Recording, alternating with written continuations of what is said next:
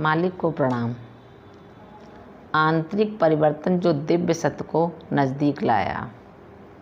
रमाबहन कहती हैं, समय गुजरता ही गया और जनवरी 2007 आ गया।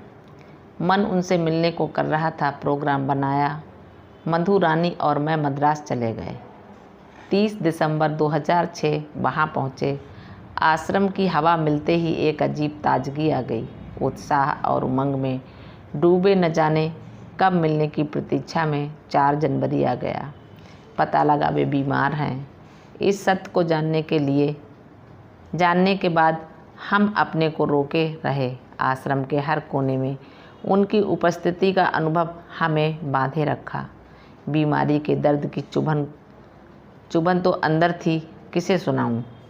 बस एक विचार आता, क्या हमें इतना भी अधिकार नहीं हम उनके पास बैठकर उनका हालचाल पूछ सकें, उनके पैर दबा सकें। कॉटेज के बाहर जाकर देखती, कोई आ रहा है, जा रहा है। अंदर जाने वाले एक आह की मुस्कुराहट देते अंदर चले जाते। मैं सोचने लगी, ऐसा क्यों, मैं यहाँ क्यों आई? मेरा घर भी तो एक आश्रम है, फिर ये भाग दौड़ क्यों? यह एक कटु सत्य है। मानव मन समीपता चाहता है। ये बहुत उच्च स्थिति है जो 2009 में प्राप्त हुई कि शारीरिक समीपता का भ्रम है, ऊपरी सतह है, दिखावा है। आपसे न मिलना वेदना में बदल गया। वेदना तड़प में विरह की चुभन भी थी। कमरे में जाकर उदास से हो गए। मधु ने डांट लगाई, मम्मी, मालिक बीमार हैं, बैठकर प्रार्थना करें और उनकी खुशबू का आश्रम में एहसास करें। ठीक ही तो है, हम सो गए। स्वप्न में क्या देखते हैं? आप आए हैं, किसी से बात कर रहे हैं। मैं लेटी हूँ, सोचती हूँ, अकेले हैं। जाकर मिलती हूँ, आँख ही नहीं खुलती, चिपक जाती है। बड़ी कोशिश करती हूँ, आँख खुल जाती है। आँख सचमुच चिपकी थी। यह क्यों पता चला? गुरुदेव की आँख का इलाज चल रहा है। इंजेक्शन बहुत दर्द का है। ओह, कैसे आपने सब कुछ स्पष्ट बता दिया। मैं आँख की वजह से परेशान हूँ, इसलिए मिल नहीं सका। क्या सुखद एहसास था। ये है दिव्य बंधन। कॉटेज के बाहर बैठ प्रार्थना करने लगी। थोड़ी देर में वे गोल्फ कार में निकले। बोले, अंदर बैठिए, हम अभी अस्पताल जाकर आते हैं। वापस आए। कुर्सी पर बैठे सभी विदेशी अभ्यासियों को भी बुला लिया। इशारा करते ही भीड़ हो गई। बोले, सहृदय होना आध्यात्मिकता है। पूजा दे। कंप्यूटर रूम में जा बैठे। मैं 12 बजे तक बैठी ही रही। धीरे से लगा एक प्रकाश पुंज आया, फटा और अंदर उतर गया। ध्यान टूटा। क्यों तुझे तृप्ति नहीं होती? इस शारीरिक मिलन की इतनी तड़प ठीक नहीं। अगर पाना है लक्ष्य तो शरीर का मोह त्याग कर उनके अंदर उतर कर ही पाएगी जो तू पा रही है। ये विचार आते ही एक अजीब सुकून आया। सत्यवीर ने कहा, बैठे रहो। 3 बज गए। सत्यवीर बोला, सॉरी, माफ़ कीजिए, अब वे नहीं मिल पाएंगे। पर मेरे अंदर से आवाज़ आई, ये बाढ़ तो रुक नहीं सकती। वे निकले। खाने पर बैठा लिया। आप कैसी हैं? मालिक, मुझे बताइए, मुझ में क्या कमी है जो जीवन मुक्ति नहीं मिल रही? कुछ नहीं, जैसी है वैसी ही रहिए। हम बोले, मधु को लाए हैं। पारिवारिक परिस्थितियों ने उसके व्यक्तित्व को गड़बड़ा दिया है। मालिक, वह हीरा है और मालूम है उसने ये साबित किया है। आप उसे शक्ति दें। ये शब्द हूबहू बाबूजी जैसा था। आओ भाई, उसे बुलाया। बैठो, खाना खाओ। और एक दृष्टि में उसे संभाल लिया। हम 4 दिन बीमार रहे। रमा बहन किसी से मिल नहीं सके। हम कल यही हैं, परसों बाहर जा रहे हैं, लौटने पर मिलेंगे। मास्टर, प्रणाम मास्टर। हम मिलने से सभी कुछ खोल दिया। इस मिलन ने सभी कुछ खोल दिया। हम खुश थे। ध्यान आया, मनोज यहाँ है, उसे प्रिसेप्टर बनवा दें। सतबीर ने सुन लिया और शायद हमारी बात वहाँ पहुँच गई। मनोज को प्रशिक्षक बना दिया गुरु के इस सूक्ष्म रूप को। क्या हम समझ पाते हैं? दूसरे दिन वे जा रहे थे।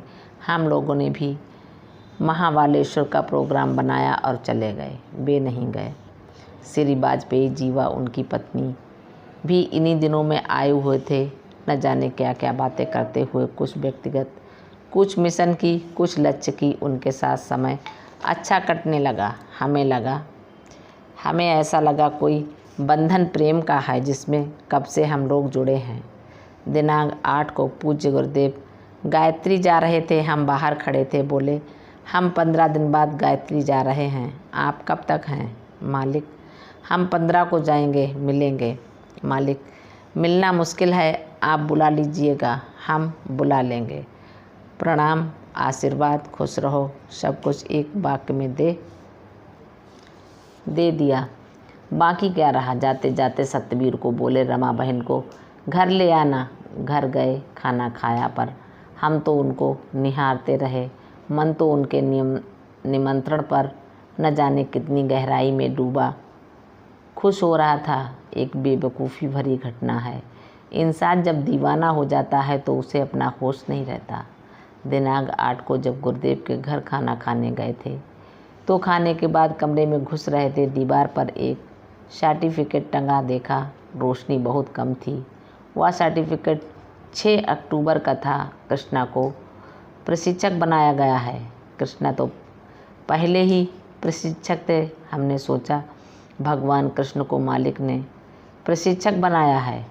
कैसे बेवकूफ़ थे हम। आश्रम आए, वाजपेयी जी से बोले, ये क्या है? मास्टर ने भगवान कृष्ण को प्रशिक्षक बनाया है। क्या हंसे थे। वे बोले, बहन जी आजकल स्थायी शब्द नहीं लिखते। कृष्णा भाई को पूर्ण प्रशिक्षक बनाया है। वे हंसते हंसते ही रहे। हमने कहा, ये बेवकूफ़ी गुरुदेव को बता देना। उन्होंने नमक मिर्च लगाकर बता दी। मालिक क्या हंसे थे।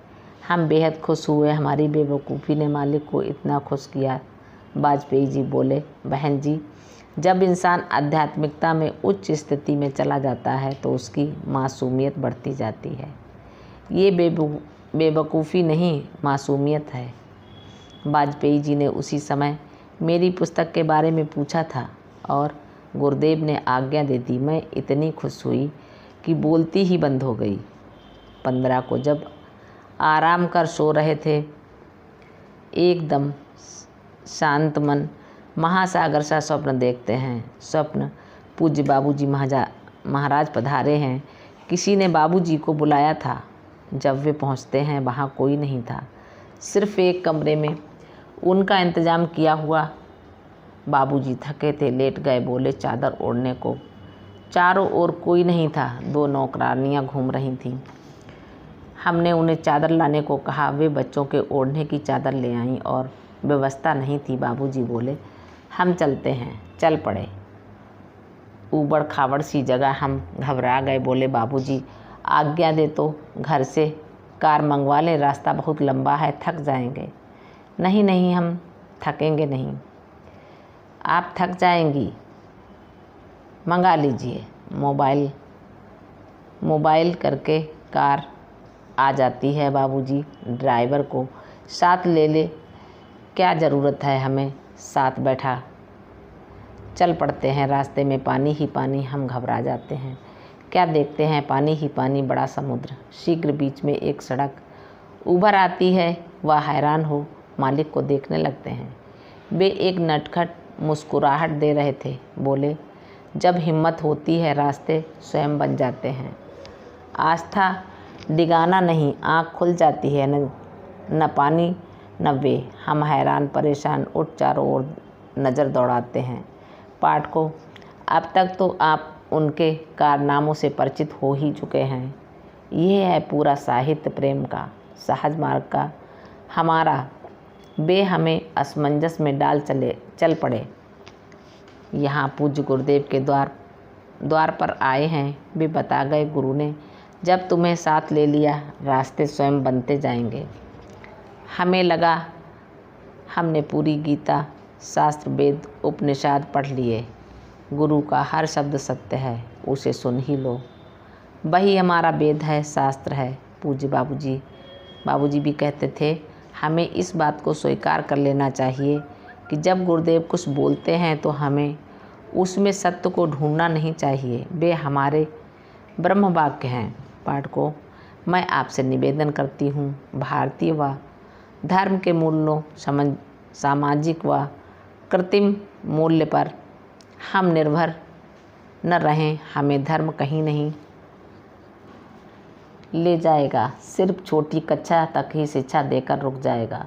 अगर आध्यात्मिकता पर चलना है तो आगे बढ़िए। हमारे पूज्य गुरुदेव द्वारा बताए मार्ग पर चलकर देखिए कहाँ पहुँचाएंगे। आध्यात्मिकता की उच्चतम शिक्षा डायरेक्ट पाएंगे। तभी तो गुरुदेव कहते हैं, धर्म की सीमा जहाँ समाप्त होती है वहाँ से आध्यात्मिकता शुरू होती है। यहाँ अनंत यात्रा में सभी स्थितियों का अनुभव होगा जो मैंने स्वयं जिया है। बता रही हूँ, ये बात कुछ शब्दों में गुरुदेव ने समझाई है। पूज्य बाबूजी ने स्पष्ट कहा है, वह स्थितिहीन स्थिति होनी चाहिए, वह अवस्थाहीन अवस्था होनी चाहिए। चारी जी कहते हैं, वे बाबूजी जो थे, जो वे हैं और जो वे सदा रहेंगे, उनके अतिरिक्त वह और क्या अवस्था हो सकती है।